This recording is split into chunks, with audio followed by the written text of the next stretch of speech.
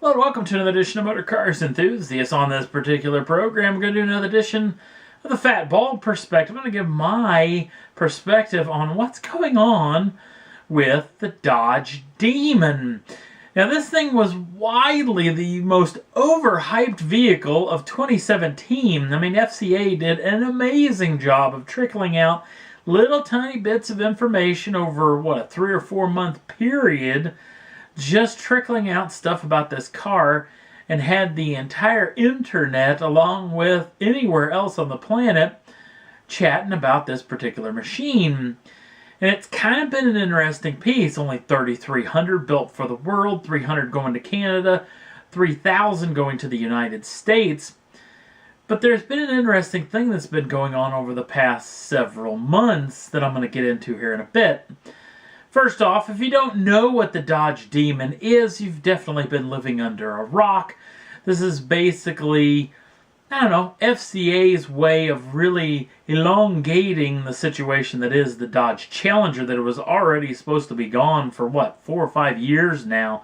This vehicle was supposed to be extinct with a new vehicle in its place, but FCA doesn't have a whole lot of money, so throwing this kind of money at a special edition machine was actually a pretty interesting deal, but obviously the amount of press that they got out of it was worth its weight in gold. Now, the trick with this machine is it's always just kind of an interesting piece in that it's kind of a one-trick pony. It's really fast in a straight line or really quick, but it doesn't do a whole lot of other things well.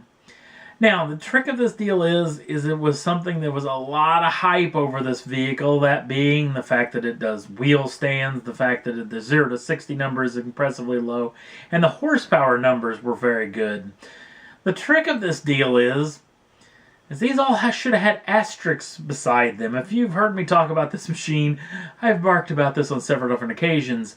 Number one, when it comes to the wheel stands and the 0 to 60 numbers, these require a prepped surface, so you can't just do this on any side street. It won't actually be able to perform these particular maneuvers. Along with the horsepower as well. That horsepower number that they keep chatting about is basically done on race fuel only. It is not something that can be done on regular pump gas, nor can the 0 to 60 numbers, nor can the wheel stand.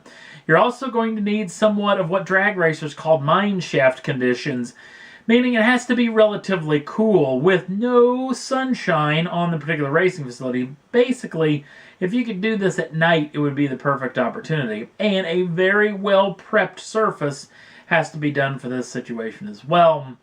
It's something that the FCA has done when they've hooked up with the National Hot Rod Association, aka the NHRA, to do all their performance bench line numbers, which has always now skewed a lot of those numbers.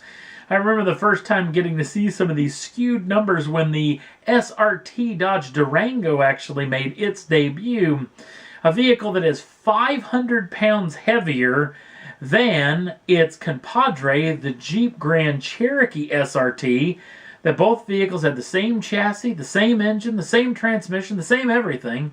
But yet the Durango, being 500 pounds heavier, is almost a half a second quicker to 60, but then oddly enough only does a tenth of a second quicker outside of the quarter mile, which then would mean that the Jeep Grand Cherokee would do probably, 20 miles an hour faster through the speed traps?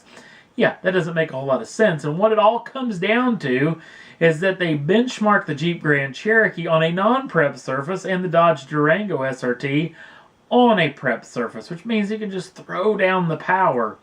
I really think that the Demon is actually super fast to 60, but if you put a lot of other high-performance automobiles, some of them really close to the same price range, they would actually outdo this car on a prep surface.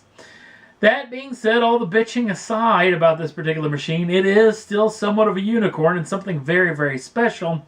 And I think FCA's did a great job on this machine because it is somewhat of a car that I think a lot of people would maybe think fondly of, or maybe a destination vehicle that someday I'm going to be able to afford a Demon. But something interesting's happened here in 2018 because a massive amount of these machines are actually being sold to the highest bidder, especially at high-level auctions. The first time I ever laid an eyes on a Dodge Demon was at the Mecum auction, Kissimmee, Florida. In fact, it was the first one to sell at auction, and sold for a pretty good number, $145,000 down there in Florida.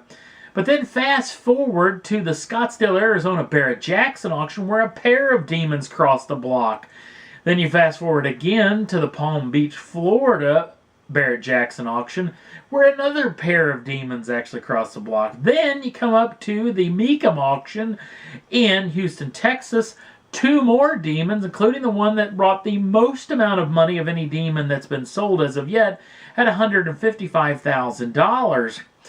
Now here we are on the eve. I guess I shouldn't call it the eve, because that particular auction is going on as I am speaking. In fact, I'm going to be making my way over to that auction the next day after the taping of this program. And it's the Mecum auction in Indianapolis, Indiana, where no less than 4 Demons are going to be crossing the block over there, including one that is yet to even be dealer prepped. It's fresh off the trailer. Now, here's the trick. There's this many Demons that are selling out in the open to the highest bidder. How many more of these Demons are actually being flipped behind the scenes, just from neighbor to neighbor or interesting person to another? It's a kind of an interesting deal. I really thought that these 3,000 cars were going to be locked away and nobody was going to drive them. You never ever get to see them. Maybe the odd and end Cars and Coffee or a big line show car series or something like that, where you'd see one of these cars maybe in the flesh. Probably never get to see one on public roads just tootling around going to get ice cream or whatnot. But it is kind of weird. I obviously know that a lot of people are wanting to flip that and make some money. Obviously, $155,000 over the 84, if that's what they paid for that particular machine, is obviously dang near doubling your money. That's good money. Obviously, someday maybe you may be able to get a little bit more, but at least for right now, $150,000 is a pretty good jaunt for paying only 80 some odd thousand for this particular machine. So it's going to be interesting coming up at Indy, just to see how many of these Demons actually do sell. Thinking back to the Houston Mecum auction, that only $155,000 one actually sold. The second one only got up to around $120,000, $130,000. And that person bleeped to Dana Mecum, the head of Mecum Auctions, that hell, I've never even driven the car. I'd rather drive the car than sell it for that little amount of money. So it is kind of an interesting situation, albeit a lot of these people are just hunting for the cash. They weren't really in it for the love of this particular vehicle. But it's going to be interesting to see. There's a lot more auctions coming up later in the year, and I know at least one more Demon's going to be selling at a Mecum auction, possibly several more as well, so we'll definitely keep you in tune of that. Also, because I'm heading over to the Mecum auction over in Indianapolis, check on over to the Facebook page. Got a ton of stuff up there, photographs, videos, and whatnot that I'm going to be showing off over the next several days. And that's all there was that was worth talking about for this edition of Motor Cars Enthusiasts and the Fat Bald Perspective. Don't forget to like us over on the Facebook page. Again, we're going to be doing a lot of cool stuff over there over the next several days. Also, if you'd like to subscribe to the channel, you can do so at any time. Get the first dibs on the brand new shows as soon as they come out. Thanks for watching. We'll see you again real soon.